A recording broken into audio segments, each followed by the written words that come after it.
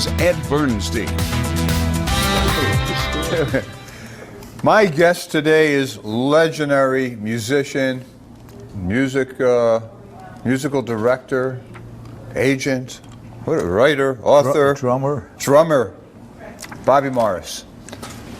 And I say legendary, Bobby, because yes.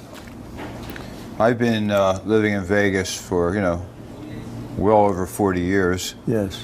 And I can remember when I first came here, you were one of the most well-known people in town. Thank you.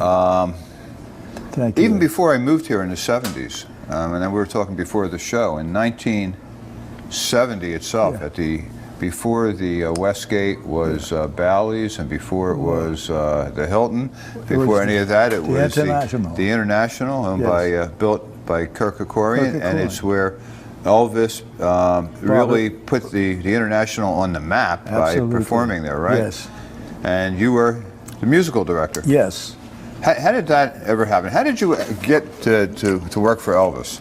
Well, Ed, I was involved in the entertainment business, and I was booking many acts all over town. At any time, I would have an act in one of the hotels. I had about 76 bands working at the time, but I was also handling some name stars. Well, I got friendly with Bill Miller, and Bill Miller was the entertainment director at the Flamingo, and he said, we're opening the International Hotel, and how would you like to be the musical director for the lounge? I said, that would be fine. I'd love it. So about 3 weeks before we opened, I got a call from him. I asked him, who's going to be in the main showroom? He says, Harry James. I says, you can't get a better man than Harry James. So 3 weeks before we opened, he called me up. He's, Bobby, Harry James reneged, and he's not going to do it. So I'd like you to be musical director for the hotel, for the lounge, the whole shebang. We also had Hair Show coming in, a Broadway show. So I asked him, who's the lineup? He said, well, we're opening with Barbra Streisand, then Elvis Presley, and so on and so forth, Bill Cosby, and many people, many stars, Nancy Sinatra, so on.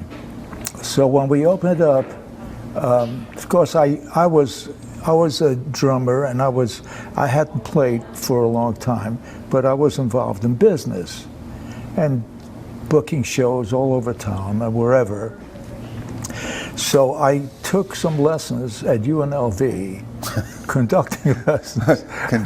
My God, now I'm going to be a conductor. But we see, a drummer actually is the timekeeper of the orchestra. Right. And he sets the whole groove. So anyhow, I took some lessons, and I got basic things down, and I knew the time, the elements involved in music. So when it came time to for Elvis to open, well, Barbra Streisand opened first, and I got her all the music. She opened the opening day of the hotel. She opened the opening show of the hotel. Right.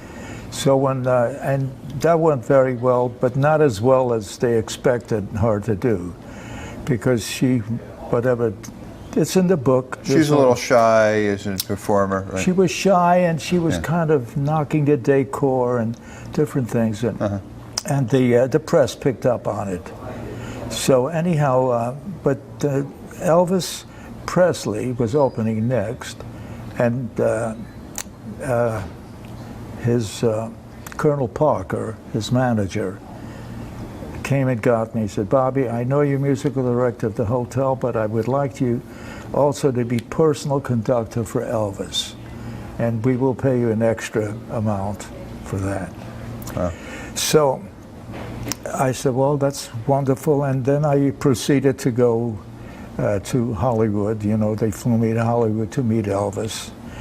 But at first I went to RCA Studios, and all the executives were all sitting around, and Colonel Parker said, I want you to sit in front of the table there, I said, I can't do that, Colonel Parker. I'm sitting here with the president of the RCA studio, MGM studios, whatever. Bobby, I want you to sit at the head of the table. You're a guest of honor. So I did, and Elvis was to my left, Colonel Parker was to my right. We had a nice dinner. They showed me all the gold records and the platinum records and all that. And then we went up to his house in the Hollywood Hills. And as we proceeded to go into the gate, there was like a bunch of little girls, you know, scratching away, trying to get in. Fans. Fans, absolutely. Right, yeah. And there was 2 dogs inside that growling, wow, growling away. Anyhow, we went in and spent a couple of weeks, and we talked about the show, and we decided on the tunes to do, and picked out a beautiful presentation that we all felt would be best for the first show. So after that, I went back, and we were opening. Elvis was opening. My dressing room was next to his.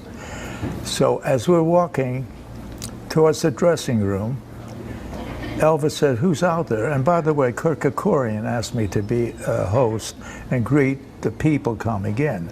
Well, the people that were coming in were all stars from show business, from movies, from radio, television, the biggest stars, you name it. All VIPs. Oh, the best. Right. And it was a comp show. So anyhow, Ed, we were walking towards the stage, and I had already greeted the people, and Elvis, this is opening night, 50 years ago today. Wow. July 31st, 1969, which should go down in infamy. The date is like it was the most unbelievable happening in show business. The day that Elvis opened. And I should mention, because I do know at that time, yes, that when they built the International, I'm just to tell you how big an event this was. Yes. The International was the biggest hotel in the world at that time, right? More hotel rooms. I mean, it changed the landscape of the hotel industry worldwide. I mean, it was such a big event. Exactly, yes. So as we're walking down for our opening, Elvis asked me, "Who's out there, Bobby?" I said, "Well, Elvis, you wouldn't believe there's every star in the world." I started to Cary Grant, Judy Garland, you name them, everybody in show business and entertainment and Broadway and recording, whatever. He said, "Well, Bobby, I'm kind of nervous." I said, "Well, Elvis, think of it this way. Think of everybody with no clothes on. Okay? We go out there and sitting on a toilet seat, okay, and he turned around to me, and we opened up, and he gave me this kind of a cue. Everything's fine. I'm not nervous anymore." And it was a really unbelievable happening, and very, very exciting time. But were you nervous? I mean, because you just told me that you had to take a class in this, in arranging, in conducting. In conducting, right? I wasn't nervous because I knew what I was doing. I was prepared. And I had been playing for many stars, and so it wasn't. I was not nervous, but I was kind of anxious. I had a little bit of anxiety, and I had a thrill in me that, my God, this is going to be something else. I mean, I've been with many people and I've done many things, but this is something else. Did you travel with Elvis? I did a few things with him at the Sahara Tahoe, but I was involved very heavily in the entertainment business. How often was Elvis at the International at that time? He came about once every 6 months, you know. Today we would call that a residency, right? Kind of, yeah, but not quite, you know. Right. But anyhow, then, so that went on that was very exciting times, and I remember coming out of the show, and there would be packed, you know, and people would point out, "That's Bobby Morris, Elvis's conductor." Of course, my Cadillac would pull up, you know, and I'd pay the boys, you know, the monthly fee to park my car, and I went and It was just wonderful times. What kind of money did they pay Elvis in those days? Well, Elvis was not making a very, compared to today, Right. it's very little. About $100,000 a week. Which at that time was probably Yes. breaking the ceiling. Oh, yes, that was Yeah. top money. Right. That was top money. And today a star No. would, Yeah. and it would make what, 4 or 5 times that amount? Well, I mean, today some residents come in and some of them make like $200,000 a night. Right. Some of the big stars. Yeah. But you talked about the business of Yeah. music too, because you were an agent. I was Manager, I'm agent. An agent. I still am, but selectively, Ed. I still book. I created quite a few things in Vegas. One of them was a first 2-wall situation for Robert Goulet. Explain what a 2-wall is. Okay, a 4-wall is where the hotel pays for the culinary stagehands, and I mean where the act actually pays for the culinary stagehand, musicians, and all the advertising. So you're essentially renting the room from the hotel. So a 2-wall though is where you're partners with the hotel. So the hotel, the hotel pays for the pays for the culinary, for the stagehands, whatever, and for the publicity. That's a 2-wall. And then they split 50-50. So when we opened up with Robert Goulet at the Dunes, we split 50-50. So I was, as the agent too, and the musical director, I had the orchestra, I put the orchestra together, and I put 8 female string players with him just to kind of dress up the stage, and it was beautiful. And he was a wonderful act. I mean, prior to that, I wasn't a fan of his, but I did become a big fan of his. I realized how very, very good he was as an entertainer. Right. And anyhow, so and I had all the entertainment upstairs. I had Keely Smith up there. The Mills, You're talking about the Dunes? at the top of the Dunes. Because the Dunes at that time, and just for our viewers, is where Yes. the Bellagio is now. Right. At one time we had a Exactly. really cool building, I thought, Yes. the Dunes, and on a golf course. The golf course, yes. And which is now part of the Bellagio, but Yeah. at the very top of the Dunes, they had a room Yes. up there called Top of the Dunes. Top of the Now downstairs they had that. What was that seafood restaurant? The Dome of the Sea. the Dome of the Sea. You had the sea and the in air. the showroom, Yeah. prior to us, they had Casino de Paris. At Right. the time, the Lido de Paris was at the Lido. Stardust. Yeah, and Casino, Folies yeah. Bergère was at the Tropicana. You remember? I mean, Not only do I remember all that, I Yeah. remember, and you mention Cary Grant. I remember one time we did a charity event which is at the MGM, Yes. which is now Bally's, yes, and they had a show there, Hallelujah Hollywood, yes, and they had local people acting in the show, yes. and I had a very small part in the show as an extra in Hallelujah Hollywood. But you were talking about celebrities. Cary Grant was in the audience. Yes. Yeah. So I performed for Cary Grant. Oh, okay. You've arrived. Okay, that's great. Yeah, for sure. So anyhow, the show, there was no guarantee, but I would get the countdown, the amount that is drawn every week, and we started off at the first week. See, Robert Goulet was very big at one time. He did all the Suma Corporation hotels. It was 5 hotels. However, he had a bit of a drinking problem, and he kind of like aced himself out from the Sumo Corporation. So he was now not doing too well. So I recreated his career by creating this 2-wall thing with no guarantee, and we started, and it wound up to where he was making $50,000-$60,000 a week, and I was the agent and making money as the musical director of the hotel, and it went very well. And that is a long story, but it's in the book. And talking about the book is My Las Vegas, Yes. Bobby Morris. You have all these kind of great stories. Louis Prima, Bobby Darin, Frank Sinatra. Frank Sinatra. Let's talk about Frank. Yes. Okay? Okay.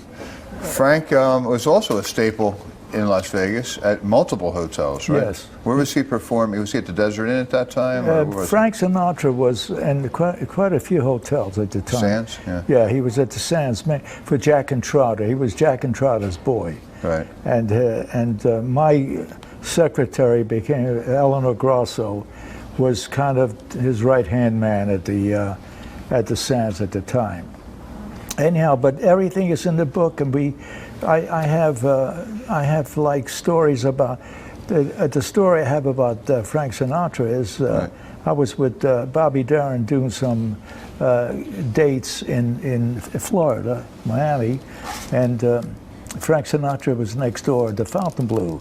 Well, I liked him very much, and I would go over in between our shows and hang out with Irv Cutler on the stand and watch Frank's show.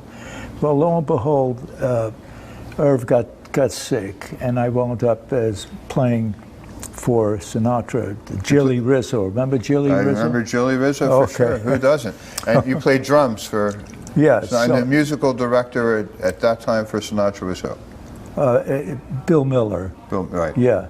And there was another Bill Miller, not the same Bill Miller as that thing. But anyhow, I have it all in the book, and it's, as I said, it starts off where I'm walking with Elvis towards the front stage, and then how does a kid from Poland wind up as musical director for the biggest star? So the story reverts back to the very beginning, where I was born in Poland. Okay. And then it goes on, and then my life starts with the drumming thing, and how my drumming progressed, and how everything is baby steps. Everything is like progressing into one avenue, and you keep growing and growing and growing. How long have you lived here? Pardon? How many years have you lived here? I've been here 1950.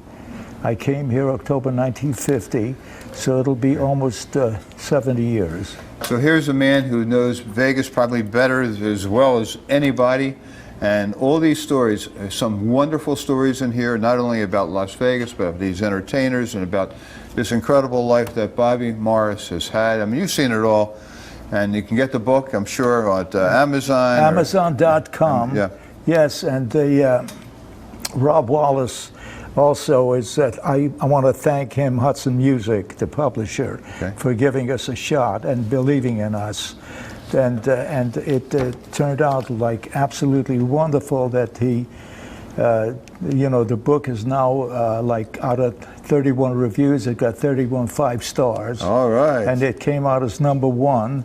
So it's doing very So well. look forward to it on Amazon. So hey, this is a whole different world of entertainment, and also in buying books, Bobby. We'll be right back with Nevada Law Foundation. My daughter Dana fought a long battle with Crohn's disease before passing last year. Max has spent a lifetime scoring goals. It's our goal to help the Crohn's and Colitis Foundation find a cure for this horrible disease, so no one else's child has to suffer like Dana did. Crohn's disease and ulcerative colitis may be unfamiliar to you, but there are currently over 3 million Americans suffering from both. Join Max and I in scoring our goal to find a cure.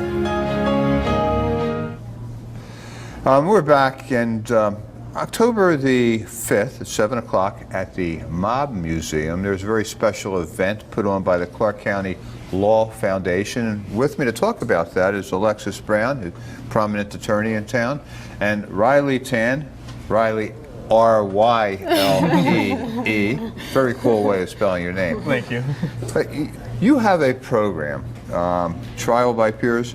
Yes. And why don't you briefly explain what it is, and, Sure. and then we could talk to Riley, because he actually participates in the program. Sure, yeah. So the Clark County Law Foundation's Trial by Peers program is a diversionary program for teenagers who have been charged with crimes, misdemeanor crimes like petty larceny, trespass, possession of marijuana, all those kinds of things, fights, that sort of thing. And we bring them into court. We have a court system where we have trained peer counselors over the course of a summer about all things the law, evidence and arguments and opening and closing statements, and then our peer counselors represent these defendants. We get the cases largely from juvenile justice. They represent the defendants through a trial or a guilty sentencing, and they make all of the arguments for the kids, and then the kids are the sentences or guilt or not guilty. The guilt verdicts are decided by teens as well, 12 to 17-year-olds on the jury. So, no judge. No, there is a judge. There is a judge. So there is a judge, but that's either an attorney like myself, or we have volunteer judges. Judge Sullivan in the family court, for instance, and many of our district court judges have volunteered for us as well to be judges. And they either hear a not guilty trial, so we subpoena witnesses and all of that, and they do the examinations, or they listen to the sentencing arguments for guilty cases. So the jury is comprised of fellow teenagers, yes, represented by fellow teenagers, correct, and prosecuted by fellow teenagers. That's absolutely right. Right? And the whole idea is to really take these juveniles out of the criminal justice system, at least in the first offense, right? And try to, make some corrective take some corrective measures and put them on a different course. Well, that's exactly right. So, and we do take some second offenses, but primarily first-time misdemeanor offenses. And what we do is through their sentencing, they do community service hours. They have to sit on juries and then decide guilt or innocence and sentences. They also have to do workshops through the Law Foundation. So we have workshops, a drug series workshop. We've got interacting with police officers, impulse control, different kinds of workshops that we put on. And then now we've added also a writing component as well, where either they're doing a letter of apology to a victim, or they're doing some kind of reflective essay or something like that to really reflect on what they've done and try, like you said, to change course and learn something, give back to the community, see other people who've been disadvantaged, and give them the second chance, and hopefully give them more choices, better choices in their lives. Yes, and also I think there's something to be said about the peer pressure, right? Well, that's exactly right. In correcting conduct. And you were in high school at Bishop Gorman, and somehow heard about the program and what interested you about the program? Well, what interested me at first was just the fact that I would be able to community service from it. But then once I got involved, I took the summer class, and I served on the jury as a part of completing the summer class. What really got me interested is that you're making such a big impact in these kids' lives, and it's an impact that I didn't think I'd be able to make until I went to law school. But now I'm just a kid. Well, not anymore. But back then I was a kid, and I'm literally helping these kids in a way that I didn't think was possible at my age. Is it difficult? I mean, you're a young man in high school, and you're asked to be on a jury, have to make a decision about somebody's guilt or innocence, and make a decision that's going to be, an important decision in their life. Is it difficult to participate in making a decision? It's definitely a lot more responsibility than most people my age are used to. But it's a responsibility that I felt ready for because of my training in the class, and it's a responsibility that I felt it was my duty to make sure that that they also got a chance to rebuild after this and get them on the right path. To maybe make some changes in their life.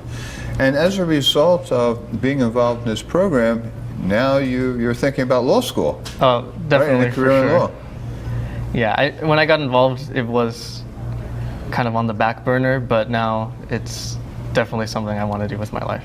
Is that typical, Alexis, that somebody participates and they get interested in law? So I have to say this. So I actually was a peer counselor myself. Okay. So the program's been around for 25 years, and I knew I wanted to be a lawyer then, and it really pushed me to become a lawyer. But we have kids who come in, they don't necessarily want to be lawyers. We've got, marine biology interests, different interests. Some of them really do go on, and they're like, this is really nice to be able to, that feeling of empowerment, of helping someone on your own age is really something that stuck with me, you know, and has continued on, especially in the community service aspect of it as well. Really, you know, giving back pro bono. I think it is something that you know is kind of, I don't want to say typical, but it definitely is. A lot of our kids, they end up going on to law school and doing other wonderful things. And this is open to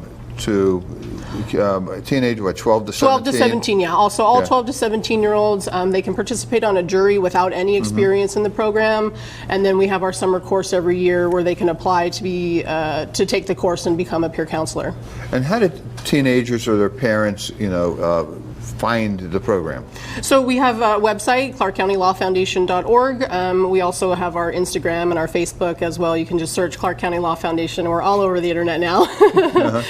So yeah, we that's the best way to find us. You can call us or email or all of those things. You know, you have all these options available outside of the criminal justice system to as consequences or rehabilitative measures, right?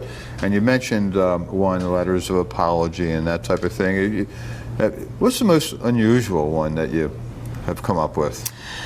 The most unusual, you know, we try to have our kids come up with good recommendations. I think recently we actually have been incorporating a lot more restorative justice into our program, and through one of our negotiations, using those principles, actually one of the parents agreed to write a letter of apology to his daughter because he was involved in essentially allowing, I mean, he kind of drove with her and there was a gal that she had been having some trouble with, and he let her get out of the car and talk to the gal. But anyway, so but because of his participation, he also kind of had a role, and so he really agreed to do that. That was, I think, was really powerful for me because having a parent involved is going to change that kid's life. You know what I mean? For sure. So parents, now you're going to be held accountable. So, well, you know, sometimes they deserve to be held accountable, right? Sure. So this is the Clark County Law Foundation. There's a big gala at the Mob Museum, October the 5th. For information, it's clarkcountylawfoundation.org. Yes. Riley, keep up the good work. Looking to go to Loyola, right? In Chicago. Yeah, bring your coat. Alexis, thank you very much. Thank you very much. Thank you. My daughter Dana fought a long battle with Crohn's disease before passing last year. Max has spent a lifetime scoring goals. It's our goal to help the Crohn's and Colitis Foundation find a cure for this horrible disease, so no one else's child has to suffer like Dana did. Crohn's disease and ulcerative colitis may be unfamiliar to you, but there are currently over 3 million Americans suffering from both. Join Max and I in scoring our goal to find a cure.